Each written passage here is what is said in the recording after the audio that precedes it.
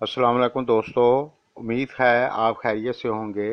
दोस्तों, आज हम बात करेंगे बुध के रोज़ पैदा होने वाले लोग कैसे होते हैं। जिन दोस्तों ने मेरे चैनल को सब्सक्राइब नहीं किया तो कर लें और साथ घंटी वाले बटन को भी क्लिक कर दें, इसके कोई पैसे नहीं लगते। तो चलते हैं अपने मौजू की तरफ। दोस्तों, इल्म नजूम के हिसाब से जो लोग जिस दिन पैदा होते हैं उस दिन के असरात उस लड़के या लड़की पर ज़रूर होते हैं और इससे भी आपकी शख्सियत का पता चलता है और इसके असरात आपकी ज़िंदगी में हमेशा के लिए होते हैं।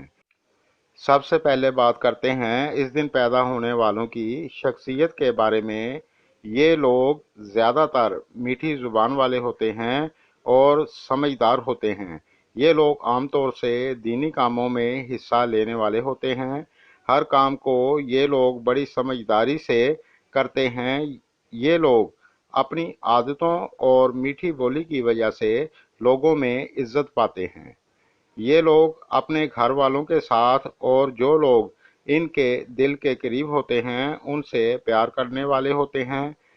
इस दिन के पैदा होने वाली लड़कियां दूसरों की सख्त बात को जल्दी अपने दिल पर लगा लेती हैं और नाराज हो जाती हैं।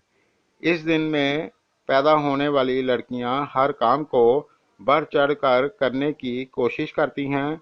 ये लोग हर परेशानी का मुकाबला डट कर करते हैं।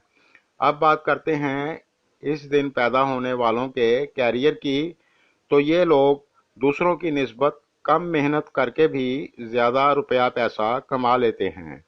इन लोगों को बहुत ज़्यादा मेहनत नहीं करनी पड़ती।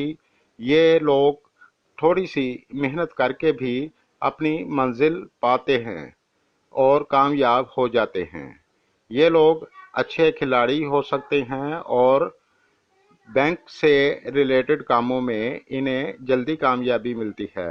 अब बात करते हैं इस दिन पैदा होने वालों का लकी दिन और लकी नंबर क्या होता है।